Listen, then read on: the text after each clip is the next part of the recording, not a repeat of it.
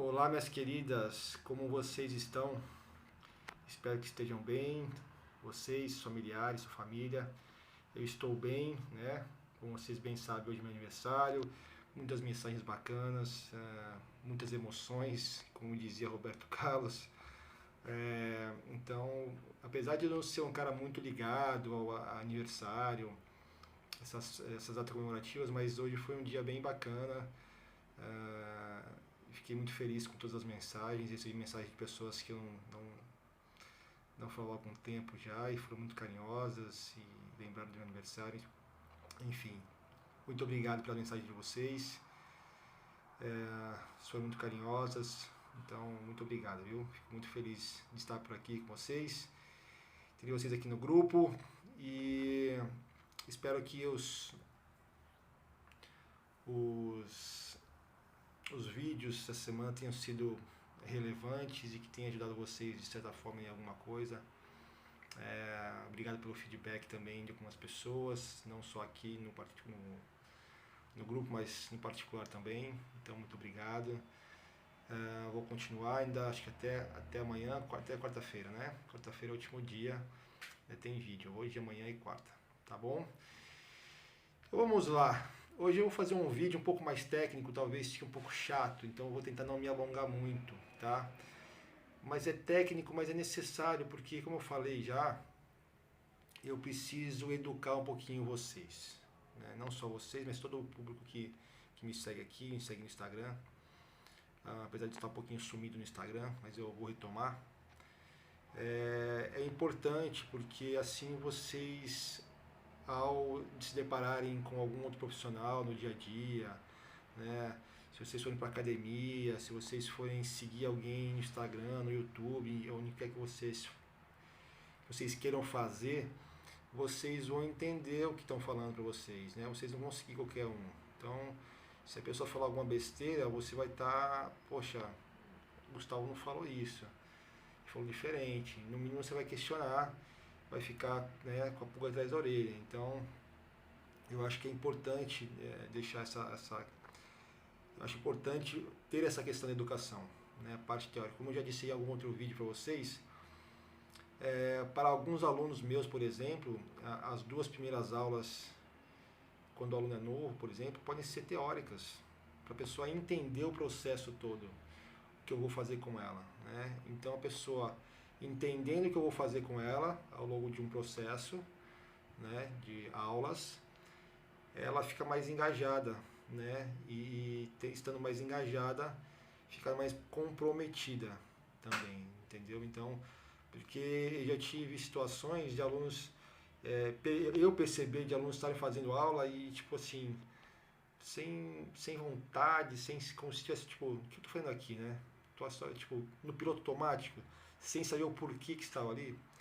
Então, por isso que eu gosto de fazer essa parte teórica, tá? Então, vou tentar não me alongar, mas vou tentar explicar um pouquinho dessa parte teórica e técnica sobre as articulações, tá? Eu vou começar sobre as articulações porque é uma parte fácil de entender. Eu já falei em alguns vídeos sobre isso, mas eu vou agora contextualizar esse assunto, tá bom?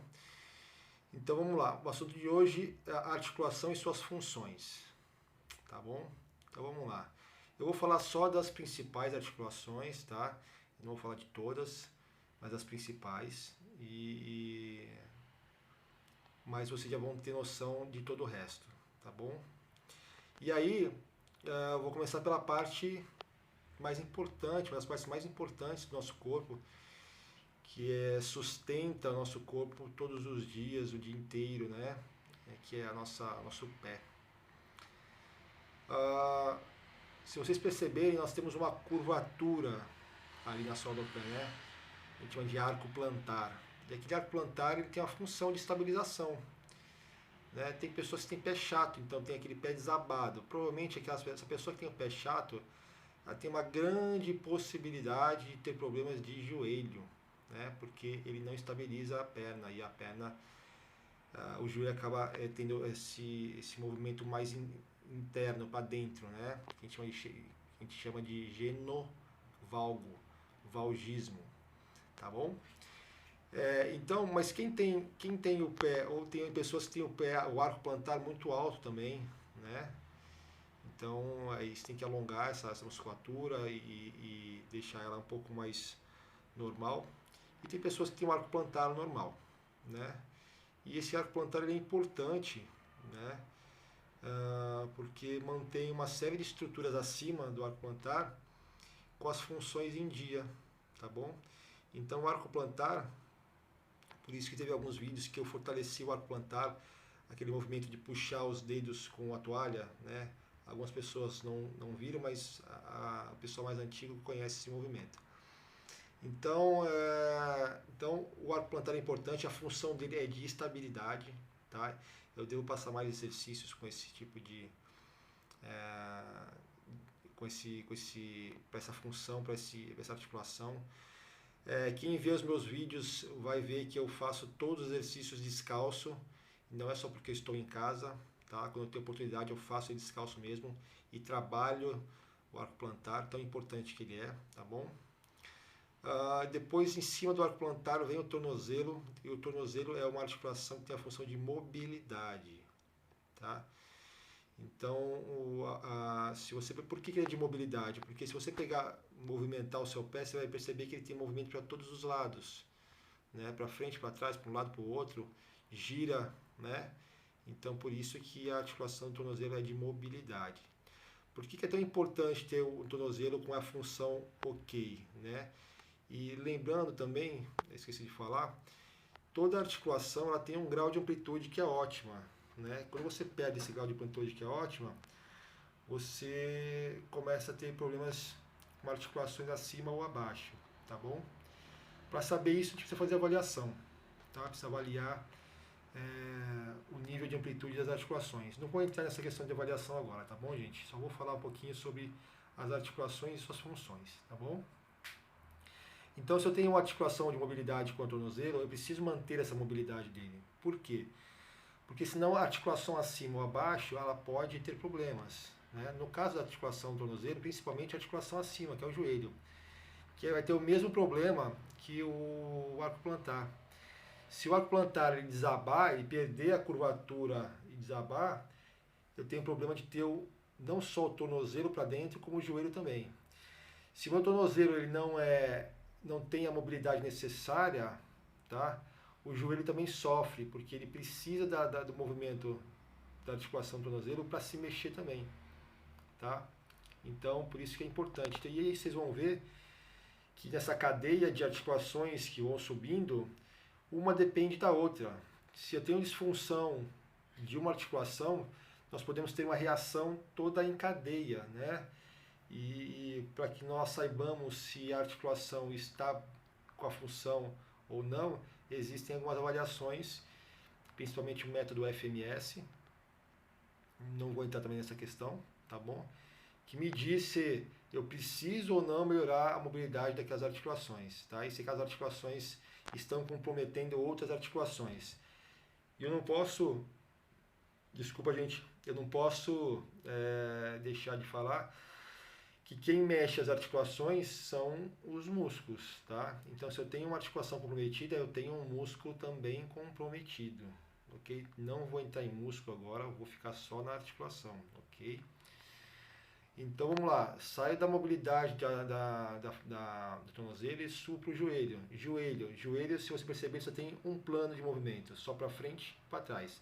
Ele estende e flexiona, ok? Estende e flexiona, então só tem esses movimentos. Então é um movimento de estabilidade, ok? E aí por isso que é importante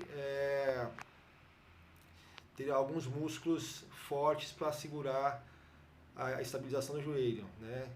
Então você percebe que não tem estabilidade quando o joelho, você vai fazer um agachamento, você vai levantar da cadeira, por exemplo, e o joelho vai para dentro normalmente, né? Então isso significa que você tem uma instabilidade de joelho e uma possibilidade de ter alguns probleminhas a médio e longo prazo. E para quem tem as dores, né, é bom falar sobre isso também, e para quem tem as dores reumáticas, né, manter as funções das articulações em dia também é importante, a não ser que obviamente você já tenha os ossos calcificados por causa da inflamação, já estão com uma rigidez muito grande, né? Aí a gente não tem mais como fazer, mas mesmo assim, se tiver algum mínimo de mobilidade, vamos estimular aquele mínimo de mobilidade, tá legal? Então, vamos sair do joelho, que é uma articulação de estabilidade, tá? E também importante, aliás, todas são importantes, porque se uma tiver ruim, você tem uma reação em cadeia ou para cima ou para baixo. Aí eu vou para o quadril. O quadril também é uma articulação de mobilidade, então, assim como o tornozelo, se você perceber, ele tem movimentos de planos em todos os sentidos, para frente, para trás, para um lado, para o outro, faz rotação, tá? Então vale lembrar a mesma coisa, quem tem o quadril já muito rígido, né, usa a mobilidade que tem, né, não vai conseguir melhorar, porque se estiver calcificado não tem como mudar essa situação, a não ser com a prótese, tá legal? Mas se tiver algum tipo de mobilidade ainda que tenha rigidez, mas se tiver algum tipo de mobilidade, algum pouquinho que seja, estimule essa mobilidade, tá? Porque vai ser importante. E aí eu saio da articulação do quadril, vou para a articulação lombar, né? Uma articulação muito, muito, muito... tem muitos casos de dor, né? E justamente por quê? Porque a articulação da lombar é uma articulação de estabilidade, né? E as pessoas costumam se movimentar pela lombar ao invés de se movimentar pelo quadril, né? Então a estabilidade ela tem que ter a função dela, de estabilizar um outro movimento, né? Então no caso da lombar, por exemplo, o quadril faz o movimento porque é a mobilidade, e aí vem a estabilidade da região lombar para sustentar o movimento, né? Assim como o joelho e assim por diante, tá bom? Então a lombar, gente, ela é uma articulação de estabilidade.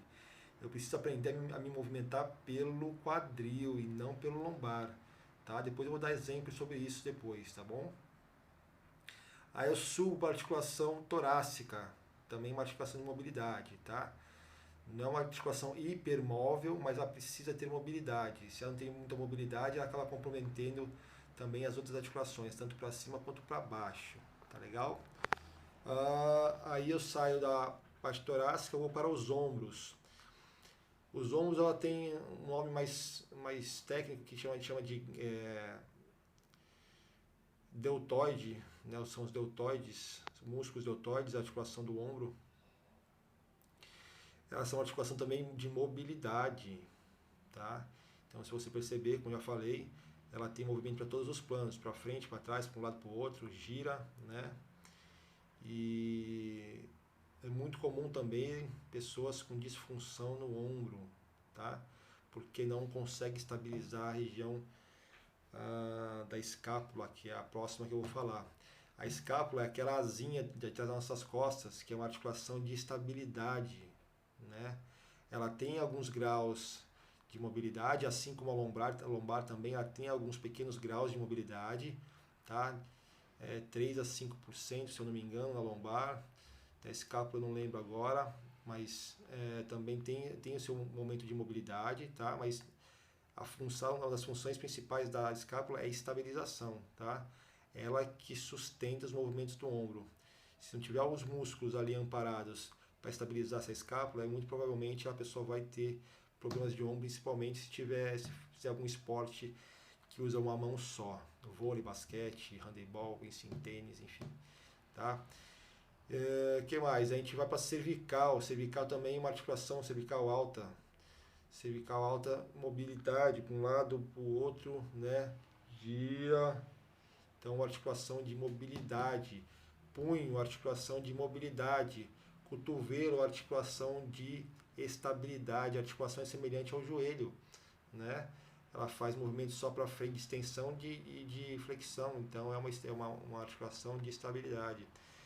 Então, quando eu falo de estabilidade, ela gera estabilidade para que outras articulações se movimentem. Então, por isso que todas as articulações elas são muito importantes em estarem com as suas funções ótimas, tá? Porque se alguma delas estiver ruim, ela vai inevitavelmente comprometer a estrutura, tá? E essa estrutura pode comprometer desde a sola do pé ali do arco plantar até a minha região cervical, tá bom? E aí, Gustavo, você me pergunta assim, Gustavo, mas que isso influencia em mim que tenho artrite reumatoide, que tenho fibromialgia, que tenho outros comprometimentos articulares?